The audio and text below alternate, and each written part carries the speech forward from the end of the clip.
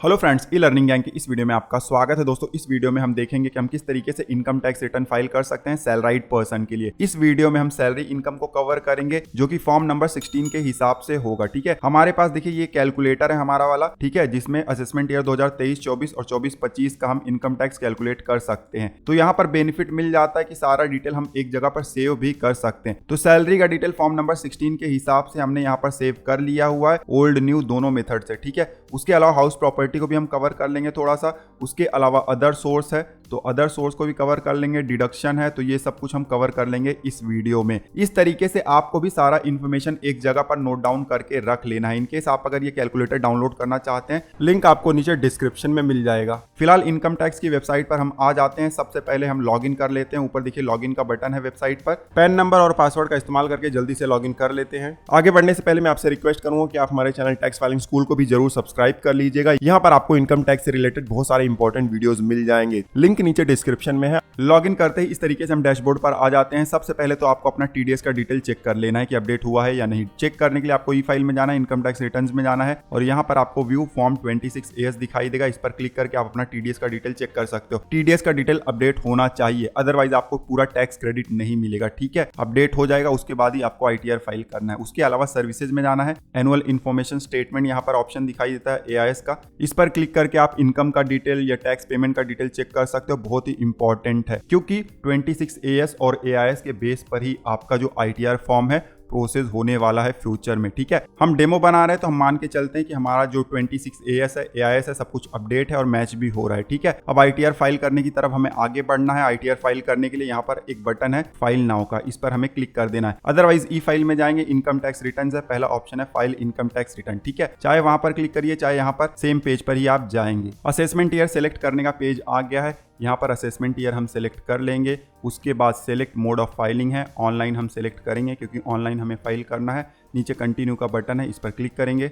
इस तरीके से पेज आ जाएगा। यहाँ पर देखिए स्टार्ट न्यू फाइलिंग का एक बटन है, इस पर हम क्लिक कर देंगे। अगर आपने कोई ड्राफ्ट सेव किया हुआ है तो आपको ड्राफ्ट का यहाँ पर रो दिखाई देगा। आप रिज्यूम भी कर सकते हो। तो मान लीजिए आपने कोई डिटेल सेव किया हुआ है पहले, तो वो सेव ही रहेगा, आपको दोबारा इंटर नहीं करना पड़ेगा। बट अगर एकदम फ्रेश फाइलिंग करना चाहते हो, एकदम न्यू, तब आपको स्टार्ट न्यू फाइलिंग पर क्लिक करना है। हम एकदम स्टार्ट से डेमो बनाने वाले हैं तो स्टार्ट न्यू फाइलिंग पर क्लिक करेंगे। अब यहाँ पर असेसी हमें सेलेक्ट कर लेना है। इंडिविजुअल ऑटोमेटिकली सिलेक्टेड है, नहीं होगा तो इसको कर लीजिएगा। उसके बाद नीचे कंटिन्यू का बटन है, इस पर क्लिक करिए। अब आईटीआर फॉर्म सेलेक्ट करने का पेज आ गया है। हम आईटीआर 1 सेलेक्ट कर लेंगे। नीचे देखिए कंडीशंस दिए गए हैं किसके लिए आईटीआर 1 एप्लीकेबल होता है। ठीक है, इसको आप पढ़ लीजिएगा। नीचे प्रोसीड विद आईटीआर 1 का बटन है, इस पर क्लिक कर देना है। इस तरीके से आईटीआर 1 का पेज आ गया है। नीचे लेट्स गेट स्टार्टेड का बटन है, इस पर क्लिक कर देना है। अब यहाँ पर हमसे कंडीशन पूछा जा रहा है किस रीजन से आप अपना आईटीआर फाइल करना चाहते हैं। कौन से कंडीशंस होते हैं, कौन से रीजन होते हैं, उससे रिलेटेड ऑलरेडी हमने वीडियो बनाया हुआ है, लिंक आपको नीचे डिस्क्रिप्शन में मिल जाएगा। डिटेल में वहां पर हमने बात किया हुआ है। हमारे लिए पहला वाला रीजन एप्लीकेबल है, हमारा इनकम बेसिक एग्जम्पशन लिमिट से ज्यादा है। सेलेक्ट करेंगे और नीचे कंटिन्यू का बटन है, उस पर क्लिक करेंगे। अब इस तरीके से पेज आ गया है। पॉपअप मैसेज हमें दिखाई दे रहा है कि बहुत सारा डिटेल हमारा प्रीफिल्ड ही हमें आ जाएगा, मतलब भरना नहीं पड़ेगा। ठीक है, ये कब होगा? जब हमारा एआईएस और 26AS अपडेट होगा तब। ठीक है, फिलहाल पॉपअप मैसेज आया है, ओके पर क्लिक कर देंगे। अब इस तरीके से रिटर्न समरी का हमें पेज दिखाई दे रहा है। सबसे पहले पर्सनल इन्फॉर्मेशन का हमें रो दिखाई देता है, इस पर हमें क्लिक कर देना है। पर्सनल इन्फॉर्मेशन वेरीफाई करने का पेज आ गया है। ऊपर प्रोफाइल डिटेल दिया गया है, इसको हम चेंज नहीं कर सकते हैं क्योंकि ये पैन कार्ड से आता है। तो यहाँ पर अगर कोई चेंजेस करना है तो आपको डायरेक्टली पैन कार्ड ही चेंज करना होगा। उसके नीचे कॉन्टैक्ट डिटेल है, यहाँ पर एड्रेस है, मोबाइल नंबर, ईमेल आईडी, बहुत ही इंपॉर्टेंट है। ये सारे डिटेल अप टू डेट होने चाहिए क्योंकि इनकम टैक्स डिपार्टमेंट को अगर आपसे कम्युनिकेट करना होगा तो इनके जरिए ही किया जा सकता है। तो ये बिल्कुल सही होने चाहिए। ठीक है, अगर कुछ भी रॉन्ग है तो यहाँ पर एडिट का बटन है, आप एडिट भी कर सकते हो। ठीक है, हमारे केस में बिल्कुल सही है। अब नीचे आएंगे, नीचे नेचर ऑफ एम्प्लॉयमेंट का ऑप्शन है, ड्रॉप डाउन पर क्लिक करिए। यहाँ पर बहुत सारे ऑप्शंस दे दिए गए हैं। देखिए जो सैलराइड पर्सन है और जो पेंशनर है उनके लिए भी बहुत सारे ऑप्शन दिए गए हैं। हमारे केस में अदर्स हम सेलेक्ट करेंगे क्योंकि हमारा जो एम्प्लॉय है प्राइवेट सेक्टर का है। नीचे आएंगे, फाइलिंग सेक्शन है, पहला वाला ऑप्शन हमने सेलेक्ट किया हुआ है 139(1). ठीक है, क्योंकि हम ड्यू डेट से पहले ही आईटीआर फाइल कर रहे हैं। उसके बाद नीचे आएंगे तो यहाँ पर कुछ भी हमें इंटर नहीं करना है और थोड़ा सा स्क्रॉल करके नीचे आते हैं। अब हमसे पूछा जा रहा है कि are you opting for new tax रिग में, तो हम नहीं ऑप्ट कर रहे हैं नया टैक्स रिग में, हम पुराना वाला ही कंटिन्यू करेंगे। ठीक है, अगर आपको नया वाला ऑप्ट करना है तो आप यस पर सेलेक्ट करिएगा। यस पर सेलेक्ट करोगे तो आपको वार्निंग आ जाएगा कि बहुत सारे आपको बेनिफिट छोड़ने पड़ेंगे। ठीक है, हम फिलहाल नो पर ही क्लिक करेंगे क्योंकि हम पुराना वाला ही कंटिन्यू करने वाले हैं, ठीक है। उसके बाद थोड़ा सा और नीचे आएंगे। अब हमें बैंक डिटेल यहाँ पर इंटर करना है। हमारे केस में 3 बैंक है, तीनों वैलिडेटेड है और जिस बैंक खाते में हमें रिफंड चाहिए वो हमें सेलेक्ट कर लेना है। इसको सेलेक्ट करते समय आप बहुत ही सावधानी बरतिएगा। पिछले साल काफ़ी लोगों को इश्यू हो गया था, काफ़ी लोगों का रिफंड आया नहीं है समय पर, क्योंकि जिस बैंक को उन्होंने चुना हुआ था वहाँ पर पैन कार्ड लिंक नहीं था। तो ऐसे बैंक को सेलेक्ट करिएगा जहाँ पर पैन कार्ड वगैरह सब कुछ लिंक है और वो वैलिडेटेड भी हो, ठीक है। तो आप सेलेक्ट कर लीजिएगा जो भी बैंक आप सेलेक्ट करना चाहते हैं, ठीक है। उसके बाद और थोड़ा सा नीचे आएंगे तो पर्सनल इन्फॉर्मेशन का पेज हमने खत्म कर दिया हुआ है भर के। नीचे कन्फर्म का बटन है, इस पर हम क्लिक कर देंगे। कन्फर्म पर क्लिक करते ही फिर से रिटर्न समरी वाले पेज पर आ गए हैं। पर्सनल इन्फॉर्मेशन हमारा कंप्लीट हो गया। यहाँ पर देखिए कन्फर्म का हमें साइन दिखाई दे रहा है, ठीक है। उसके बाद अब नीचे ग्रॉस टोटल इनकम का रो इनेबल हो गया है। अब इनकम का डिटेल हमें इंटर करना है। इस रो पर हम क्लिक कर देंगे। क्लिक करते ही इस तरीके से क्वेश्चनियर आ गया है। आप चाहो तो यहाँ पर भी बहुत सारा डिटेल भर सकते हो, अदरवाइज आप चाहो तो इसको स्किप भी कर सकते हो। जो भी ऑप्शन आपको यहाँ पर दिखाई दे रहे हैं सब आगे भी आपको दिखाई देंगे, तो हम स्किप कर देते हैं इसको। अब इनकम सोर्स का डिटेल इंटर करने का पेज आ गया है। सबसे पहले इनकम फ्रॉम सैलरी है, उसके बाद हाउस प्रॉपर्टी है, उसके बाद अदर सोर्स है और उसके बाद एग्जेम्प्ट इनकम है। ध्यान देना है, बहुत सारा डिटेल आपका ऑटोमेटिकली आ जाएगा, प्री फील्ड हो जाएगा यहाँ पर डिटेल। AIS और 26AS अगर अपडेट होगा तो, ठीक है, आपको इंटर नहीं करना पड़ेगा। डिटेल अगर यहाँ पर सही दिखाई दे रहा है तब तो आपको कुछ नहीं करना है, बट इन केस अगर यहाँ पर रॉन्ग डिटेल दिखाई दे रहा है या तो यहाँ पर डिटेल कुछ प्री फील्ड हुआ ही नहीं है, तब ऊपर एडिट का बटन है, इस पर आपको क्लिक करना है। एडिट पर क्लिक करेंगे तो इस तरीके से इनकम फ्रॉम सैलरी का पेज आ जाएगा। सब कुछ यहाँ पर स्टेप बाय स्टेप दिया गया होगा। अगर डिटेल ऑटोमेटिकली आ गया है तो क्रॉस वेरीफाई कर लेना है, नहीं आया है तो आप इंटर कर सकते हो मैनुअली भी, और आया है लेकिन रॉन्ग है तो उसको आप सही भी कर सकते हो, ठीक है। हमारे केस में हमारे पास फॉर्म नंबर 16 है तो उसमें देख कर हम डिटेल इंटर कर देंगे। सैलरी एज पर सेक्शन 17(1) का डिटेल सबसे पहले हम इंटर करेंगे। ध्यान देना, अगर आपको पेंशन मिल रहा है तो उसका डिटेल भी आपको यहाँ पर ही इंटर करना है। तो हमारे केस में फॉर्म नंबर 16 है हमारे पास, तो यहाँ पर जो अमाउंट है 17(1) में वो हम इंटर कर देंगे। अब ध्यान देना, जितने भी सैलराइड पर्सन होते हैं हर केस में सेक्शन 17(1) फॉर्म नंबर 16 में होता ही होता है, ठीक है। ध्यान देना, फिर से बताऊंगा कि इस अमाउंट में बेसिक सैलरी, अलावेंस, बोनस वगैरह सब कुछ इंक्लूड रहता है, ठीक है। उसके बाद नीचे आएंगे तो हमारे केस में वैल्यू ऑफ परक्विजिट भी है सेक्शन 17(2) में, तो 50,000 का अमाउंट हम यहाँ पर इंटर कर देंगे। अगर आपके भी फॉर्म नंबर 16 में वैल्यू ऑफ परक्विजिट है तब आपको इंटर करना है, अदरवाइज इसको आप छोड़ सकते हैं। अब वैल्यू ऑफ परक्विजिट क्या होता है? आपको कंपनी की तरफ से कोई फैसिलिटी मिल रहा है, जैसे गाड़ी वगैरह मिल जाता है, घर मिल जाता है, कंपनी से इंटरेस्ट फ्री लोन मिल जाता है, तो उसका वैल्यू भी यहाँ पर ITR में दिखाना होता है, ठीक है। उसके अलावा प्रॉफिट इन ऑफ सैलरी भी है सेक्शन 17(3) का 20,000।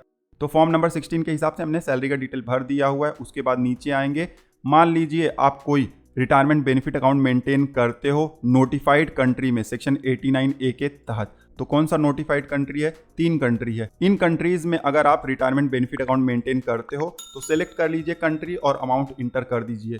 अगर इन तीनों के अलावा दूसरे किसी कंट्री में आप रिटायरमेंट बेनिफिट अकाउंट मेंटेन करते हो तो उसका अमाउंट आपको यहाँ पर इंटर करना है। हमारे केस में ऐसा कुछ है नहीं तो हम छोड़ देते हैं इसको, ठीक है।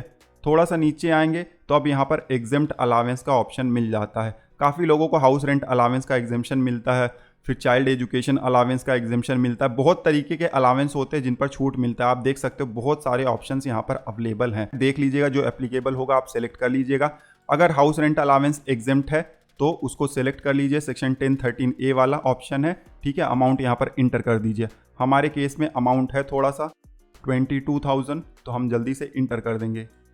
इसके अलावा दूसरा भी कोई अगर आपको अलावेंस मिला हुआ है और उस पर छूट भी मिला हुआ है तो उसको भी आप दिखा सकते हो। ऐड अनदर पर क्लिक करिए, फिर से आपको ड्रॉप डाउन आ जाएगा। सेलेक्ट कर लीजिए जो भी अलावेंस है जिस पर छूट मिला हुआ है, ठीक है। हमारे केस में 10(14)(1 है और यहाँ पर 2400 का अमाउंट हम इंटर कर देंगे इस तरीके से। उसके बाद सेक्शन 89A का रिलीफ अगर क्लेम करना है तो नीचे बॉक्स दिया गया है, हमारे केस में एप्लीकेबल नहीं है। तब नीचे आएंगे तो यहाँ पर नेट सैलरी ऑटोमेटिकली दिखाई दे रहा है, और नीचे आएंगे स्टैंडर्ड डिडक्शन 50,000 का बेनिफिट हमें मिल गया है। इंटरटेनमेंट अलावेंस गवर्नमेंट एम्प्लॉय के लिए एप्लीकेबल होता है, हमारे केस में प्राइवेट सेक्टर एम्प्लॉय है, ठीक है। प्रोफेशनल टैक्स जो है हम यहाँ पर दिखा देंगे। तो इस तरीके से सैलरी का डिटेल हमने पूरा भर दिया हुआ है। जो फाइनल सैलरी आया हुआ है जिसके ऊपर टैक्स लग सकता है 698,100, जो कि हमारे कैलकुलेटर में भी है 698,100। ओल्ड टैक्स सिस्टम के हिसाब से हमने कैलकुलेट किया तो इतना आया। न्यू करते तो ज़्यादा आता था, तो टैक्स ज़्यादा लगता था, ठीक है। तो ये कैलकुलेटर का फायदा है कि इसमें हमें पहले से ही पता था कि कौन सा सिस्टम हमें चुनना है, ठीक है। तो इस तरीके से हमने सैलरी का डिटेल पूरा भर दिया हुआ है। अब नीचे सेव का बटन है, इस पर हमें क्लिक कर देना है। फिर से इनकम सोर्स वाला पेज आ गया है। इनकम फ्रॉम सैलरी का डिटेल आप देख सकते हो यहाँ पर कंप्लीट हो गया है। उसके बाद नीचे आएंगे, इनकम फ्रॉम हाउस प्रॉपर्टी है। मान लेते हैं कि हमारा घर है जहाँ पर हम खुद ही रहते हैं और उस पर होम लोन है। जो भी आप इंस्टॉलमेंट भरते हो उसमें दो पोर्शन होते हैं, एक तो प्रिंसिपल होता है और एक इंटरेस्ट पोर्शन होता है। मैं आपको दिखा देता हूँ। जो इंटरेस्ट का पोर्शन है उसको हम हाउस प्रॉपर्टी में दिखा सकते हैं, और जो प्रिंसिपल पोर्शन है इंस्टॉलमेंट का, ठीक है, वो हम एटीसी में दिखा सकते हैं, ठीक है। तो बेनिफिट हमें जरूर लेना है, हमारा टैक्स लायबिलिटी कम हो जाता है, टीडीएस रिफंड ज़्यादा आ जाएगा, ठीक है। कैसे बेनिफिट लेना है? इनकम फ्रॉम हाउस प्रॉपर्टी में जाना है, ऐड डिटेल्स ऑफ ब्रेकअप, इस पर क्लिक करना है। इस तरीके से पेज आ जाएगा। सेलेक्ट करना है सेल्फ ऑक्यूपाइड, क्योंकि हम खुद उस घर में रहते हैं। उसके बाद नीचे अब इंटरेस्ट वाला अमाउंट हमें इंटर करना है इस तरीके से, ठीक है। नीचे मान लीजिए जो रेंट पर देते हैं उनके लिए हमारे लिए एप्लीकेबल नहीं है, हमने इंटरेस्ट दिखा दिया। नीचे ऐड का बटन है, इस पर क्लिक करेंगे। ऐड पर क्लिक करते फिर से इनकम सोर्स वाले पेज पर आ गए हैं, और नीचे आएंगे तो इनकम फ्रॉम हाउस प्रॉपर्टी में देखिए इंटरेस्ट का अमाउंट हमें दिखाई दे रहा है। ध्यान देना, हमने 85,000 क्लेम किया हुआ है। आप 2 लाख तक का क्लेम ले सकते हो अगर सेल्फ ऑक्यूपाइड है, मतलब खुद उस घर में रहते हो तो। उसके बाद नीचे आएंगे तो इनकम फ्रॉम अदर सोर्स है। इनकम फ्रॉम अदर सोर्स में हमारे पास देखिए सेविंग बैंक से इंटरेस्ट है और डिपॉजिट से इंटरेस्ट है, ठीक है। तो इन दोनों को हम दिखा देते हैं। मान लीजिए आपके पास डिविडेंड वगैरह भी है, ये इनकम टैक्स रिफंड पर इंटरेस्ट मिला हुआ है, तो उसको भी आप दिखा सकते हो, ठीक है, अदर सोर्स में। कैसे दिखाना जल्दी से बता देता हूँ। इनकम फ्रॉम अदर सोर्सेज का ऑप्शन है, नीचे ऐड डिटेल का बटन है, इस पर क्लिक करना है। क्वेश्चनियर इस तरीके से आ जाएगा। आप चाहो तो डायरेक्टली यहाँ पर भी अमाउंट इंटर कर सकते हो, ठीक है, डायरेक्टली यहाँ पर भी कर सकते हो, या तो आप चाहो तो इसको स्किप कर दो पेज को। आगे भी आपको सारे ऑप्शन दिखाई दे जाएंगे, ठीक है, आगे आपको ज़्यादा ऑप्शन दिखाई देंगे। अब यहाँ पर इस तरीके से पेज आ गया है। नेचर ऑफ इनकम में यहाँ पर ड्रॉप डाउन है, जो भी ऑप्शन आपके लिए एप्लीकेबल है सेलेक्ट कर लीजिए। जैसे कि सेविंग बैंक का इंटरेस्ट हमारे केस में, तो सेलेक्ट करेंगे, अमाउंट को हम यहाँ पर इंटर कर देंगे। अमाउंट इंटर करने के बाद हम ऐड के बटन पर क्लिक करेंगे। क्लिक करते ही इनकम सोर्स वाले पेज पर आ जाएंगे। यहाँ पर नीचे जाएंगे तो इनकम फ्रॉम अदर सोर्स में देखिए सेविंग बैंक अकाउंट का इंटरेस्ट दिखाई दे रहा है। दूसरा और कुछ ऐड करना है तो ऐड अनदर पर क्लिक कर दीजिए। फिर से पेज आ गया है, ड्रॉप डाउन सेलेक्ट कर लीजिए। अब डिपॉजिट से भी हमें इंटरेस्ट है तो वो भी हम दिखा देते हैं।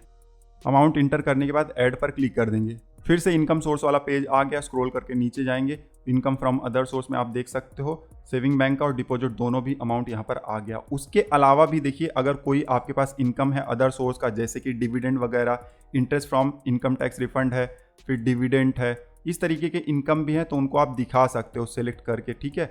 उसके बाद अमाउंट इंटर करना है और ऐड पर क्लिक कर देना है तो ऐड हो जाएगा। वो भी हमारे केस में 2 ही है तो हम छोड़ देते हैं बाकी सब। अब इनकम फ्रॉम अदर सोर्स का डिटेल भी हमने इंटर कर दिया है। अब और थोड़ा सा नीचे आएंगे तो यहाँ पर आपको एग्जेम्प्ट इनकम का ऑप्शन दिखाई देता है। काफ़ी लोग एग्जेम्प्ट इनकम का अमाउंट इंटर नहीं करते हैं, सोचते हैं कि टैक्स तो लगेगा नहीं तो क्यों इंटर करना। ऐसी गलती आपको बिल्कुल नहीं करना है।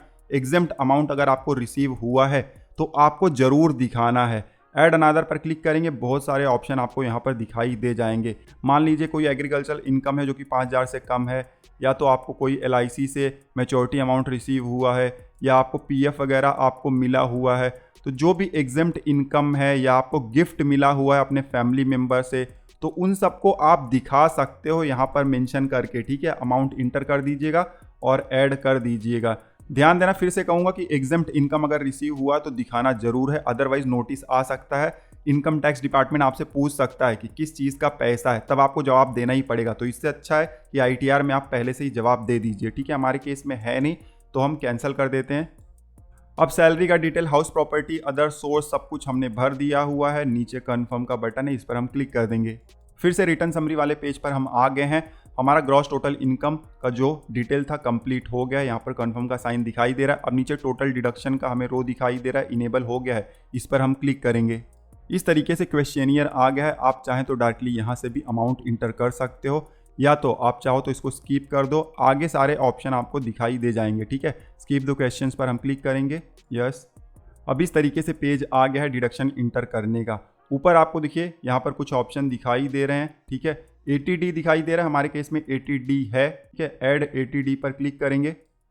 यहाँ पर सबसे पहले हमसे पूछा जा रहा है कि क्या आप या आपकी फैमिली में कोई सीनियर सिटीजन है। अब सेक्शन 80D के हिसाब से फैमिली का मतलब होता है आप, आपकी वाइफ और बच्चे। और मान लीजिए आप अगर क्लेम ही नहीं करना चाहते हो तो not claiming for self family ये आपको सेलेक्ट करना, लेकिन क्लेम करना चाहते हो तो आपको बताना है कि सीनियर सिटीजन है या नहीं है। तो हमारे केस में नहीं है तो नो सेलेक्ट करेंगे। नो सेलेक्ट करने पर देखिए यहाँ पर हेल्थ इंश्योरेंस का बॉक्स खुल गया है और प्रिवेंटिव हेल्थ चेकअप का, तो हमारे केस में 25,000 का अमाउंट है, ठीक है, तो हम इंटर कर देंगे। उसके बाद अब नीचे आएंगे तो यहाँ पर हमसे पूछा जा रहा है कि पेरेंट्स सीनियर सिटीजन है या नहीं है।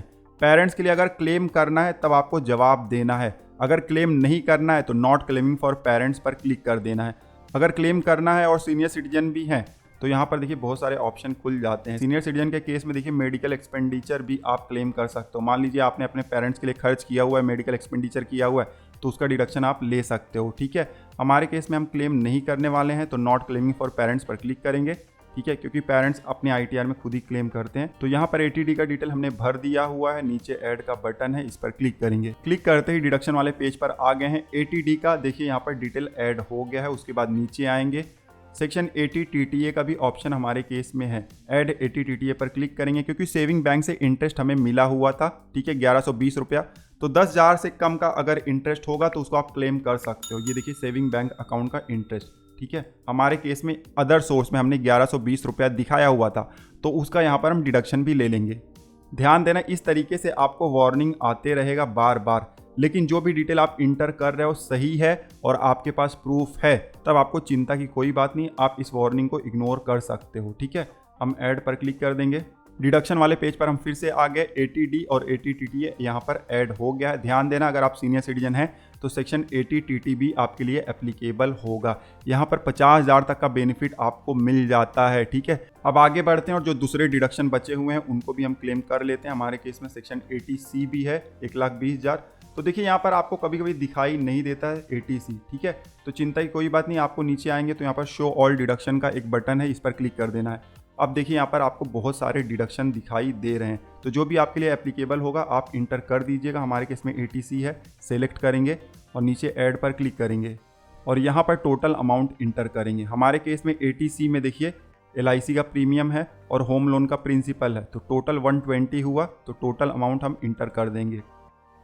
अमाउंट इंटर करने के बाद नीचे ऐड का बटन है, इस पर हम क्लिक कर देंगे। फिर से डिडक्शन के पेज पर आ गए। 80C, 80D, 80 TTA सब कुछ यहाँ पर हमारा कंप्लीट हो गया। दूसरा कोई भी डिडक्शन आपके केस में होगा तो आप सिलेक्ट कर लीजिएगा, ठीक है, और अमाउंट इंटर करके ऐड कर दीजिएगा। हमारे केस में बस 3 ही थे तो हमने 3 इंटर कर दिया। और उसके बाद अब नीचे आएंगे तो यहाँ पर कन्फर्म का बटन है, इस पर हमें क्लिक करना है। देखिए वार्निंग आपको मैंने पहले ही बताया, वार्निंग इस तरीके से दिखाई देगा, इसको आप इग्नोर कर दीजिएगा। कब इग्नोर करना है? जब आपने सारा डिटेल सही तरीके से भरा है, गलत आपको नहीं भरना है, ठीक है।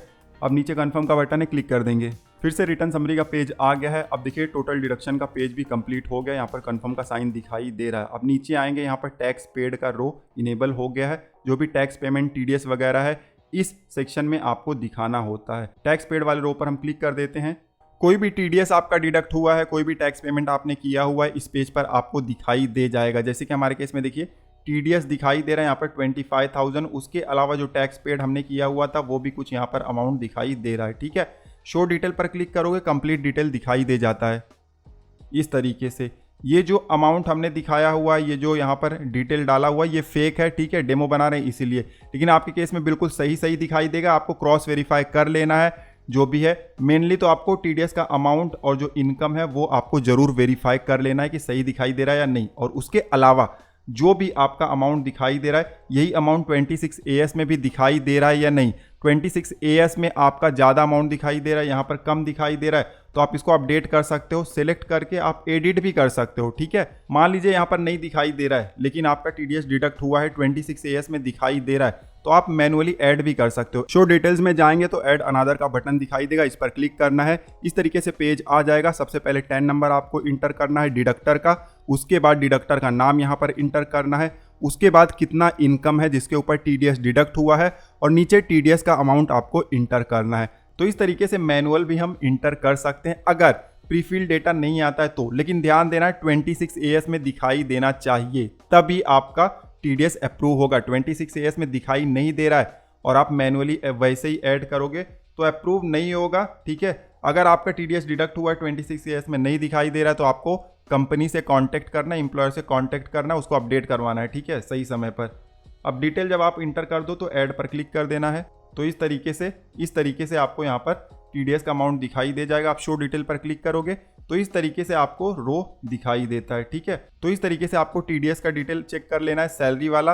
और उसके अलावा मान लीजिए कि आपको अदर सोर्स का भी कोई TDS डिडक्ट हुआ है, जैसे कि आपको इंटरेस्ट मिला हुआ है, डिविडेंड मिला हुआ है या दूसरा कोई भी इनकम मिला हुआ है, उस पर TDS डिडक्ट हुआ है, तब आपको सेकंड वाले रो में दिखाई देगा। यहाँ पर भी आप मैनुअल भी ऐड कर सकते हो, लेकिन 26 ईयर्स में दिखाई देना चाहिए। उसके अलावा भी यहाँ पर बहुत सारे ऑप्शंस दिए गए हैं, हमारे लिए एप्लीकेबल नहीं है, ठीक है। उसके अलावा advance tax, self assessment tax आपने पे किया हुआ है तो उसका अमाउंट भी यहाँ पर दिखाई दे जाता है। मैनुअल भी आप ऐड कर सकते हो। शो डिटेल पर क्लिक करेंगे तो ऐड अनदर का बटन आ जाएगा, क्लिक कर देंगे और इस तरीके से पेज आ जाएगा, ठीक है। BSR कोड आपको इंटर करना है, सीरियल नंबर चालान का, डेट ऑफ डिपॉजिट और फिर अमाउंट क्या है जो आपने टैक्स पे किया हुआ था, सब कुछ इंटर करके ऐड पर क्लिक कर देना है। ऐड पर क्लिक करोगे तो यहाँ पर अमाउंट रिफ्लेक्ट होने लगेगा, ठीक है। और शो डिटेल में जाओगे तो यहाँ पर डिटेल दिखाई दे जाएगा, ठीक है। फिलहाल सारा डिटेल यहाँ पर TDS का और पेमेंट का हमारा अपडेट है। नीचे कंफर्म का बटन है, इस पर हम क्लिक कर देंगे। फिर से रिटर्न समरी वाला पेज आ गया है। अब नीचे टैक्स पेड का जो रो था वो भी कंप्लीट हो गया। यहाँ पर कंफर्म का साइन हमें दिखाई दे रहा है। अब नीचे टोटल टैक्स लायबिलिटी का आपको रो दिखाई देता है, इस पर हमें क्लिक करना है। वेरीफाई योर टैक्स लायबिलिटी का पेज आ गया है। सबसे ऊपर कंप्यूटेशन ऑफ इनकम हमें दिखाई देता है, ठीक है। यहाँ पर टोटल इनकम, डिडक्शन और फिर कितना इनकम है जिसके ऊपर टैक्स लगेगा हमें दिखाई दे जाता है। नीचे आएंगे तो यहाँ पर कंप्यूटेशन ऑफ टैक्स भी है, कितना टैक्स लगा है, इसका डिटेल जानना है, कैसे टैक्स लगा है तो शो कैलकुलेशन पर क्लिक करोगे तो यहाँ पर दिखाई दे जाएगा, ठीक है। उसके बाद रीबेट वगैरह भी यहाँ पर आ गया है। तो रीबेट का बेनिफिट हमें मिल गया क्योंकि हमारा इनकम जो है 5 लाख से कम है। ये देखिए, इनकम तो ज़्यादा था लेकिन डिडक्शन वगैरह सब कुछ क्लेम करने के बाद इनकम हमारा 5 लाख से कम हो गया। तो सब कुछ यहाँ पर आपको दिखाई दे जाएगा, आप क्रॉस वेरीफाई कर लीजिएगा। उसके बाद रिलीफ अंडर सेक्शन 89 बहुत ही इंपॉर्टेंट है, बहुत लोग इससे रिलेटेड क्वेश्चन करते हैं। आपको पिछले सालों का कोई सैलरी मिला हुआ है और उस सैलरी को आपने सैलरी वाले सेक्शन में दिखाया हुआ था, ठीक है, जो कि आपके इस वाले इनकम में इंक्लूड है, टोटल इनकम में, तो आप उसका बेनिफिट ले सकते हो यहाँ पर, ठीक है। कितना बेनिफिट लेना है उस अमाउंट को आपको इंटर करना है। अब कैसे अमाउंट आपको कैलकुलेट करना है और उसके बाद यहाँ पर इंटर करने के बाद फॉर्म नंबर 10 कैसे भरना है, इसका पिछले साल भी हमने वीडियो बनाया हुआ था और इस साल भी बनाएंगे। इनकेस आप अगर जल्दी में है तो पिछले साल का वीडियो आपको मिल जाएगा हमारे चैनल पर, लिंक मैं नीचे दे दूंगा डिस्क्रिप्शन में, चेकआउट कर लीजिएगा और भर दीजिएगा। सेम टू सेम है, ज़्यादा कुछ चेंजेस है नहीं, ठीक है। तो कैसे अमाउंट, क्या अमाउंट इंटर करना है, कैसे फॉर्म नंबर 10 भरना है, सब कुछ उसमें कवर है, ठीक है। उसके बाद यहाँ पर देखिए बहुत सारे और भी ऑप्शंस दिए गए हैं, ठीक है, जो हमारे लिए एप्लीकेबल नहीं है। अब नीचे आएंगे तो यहाँ पर कोई भी टैक्स लायबिलिटी हमारे केस में बन नहीं रहा है। नीचे कंफर्म का बटन है, इस पर हम क्लिक कर देंगे। अब रिटर्न समरी वाले पेज पर हम फिर से आ गए हैं। टोटल टैक्स लायबिलिटी का जो रो है यहाँ पर कंफर्म दिखाई दे रहा है, मतलब कंप्लीट हो गया। अब नीचे प्रोसीड का बटन है, इस पर हमें क्लिक करना है। प्रोसीड पर क्लिक करते ही इस तरीके से पेज आ गया। यहाँ पर हमें बताया जाता है कि इतना रिफंड के लिए हम एलिजिबल हैं, ठीक है। अब थोड़ा सा स्क्रॉल करके नीचे जाएंगे, यहाँ पर रिफंड अमाउंट आपको दिखाई दे रहा है। हमारे केस में मान लेते हैं कि सब कुछ सही है। नीचे प्रीव्यू रिटर्न का बटन है, इस पर हम क्लिक करेंगे। Preview and submit your return का पेज आ गया है। यहाँ पर चेक बॉक्स है, क्लिक कर लीजिएगा। उसके अलावा सारा डिटेल यहाँ पर ऑटोमेटिकली फीड है। ध्यान दीजिएगा यहाँ पर सेल्फ सेलेक्टेड होना चाहिए, अगर नहीं होगा तो सेलेक्ट कर लीजिएगा।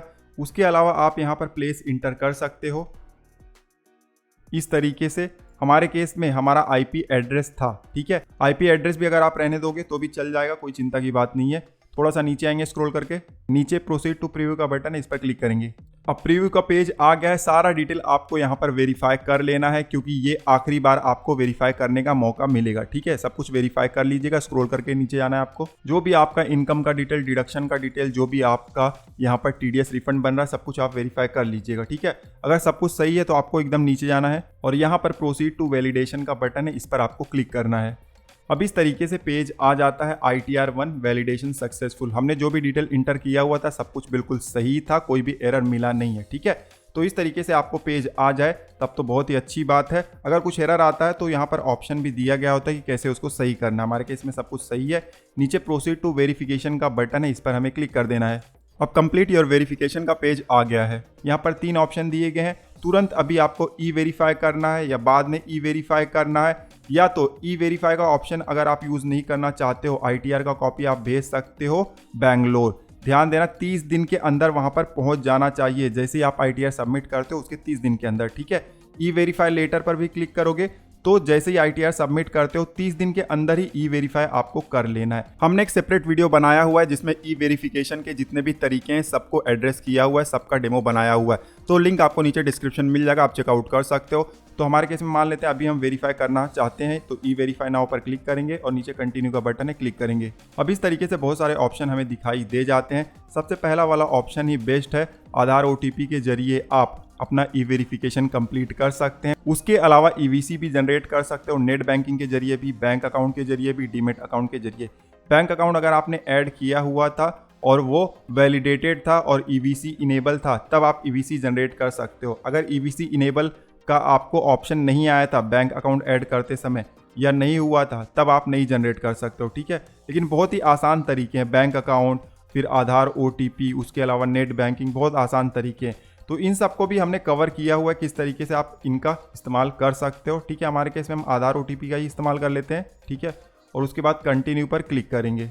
इस तरीके से पॉपअप आ जाएगा, OTP सेंड किया जाएगा आधार रजिस्टर्ड मोबाइल नंबर पर। आई एग्री वाले चेकबॉक्स पर क्लिक करेंगे और नीचे जनरेट आधार OTP का बटन है, इस पर हम क्लिक करेंगे।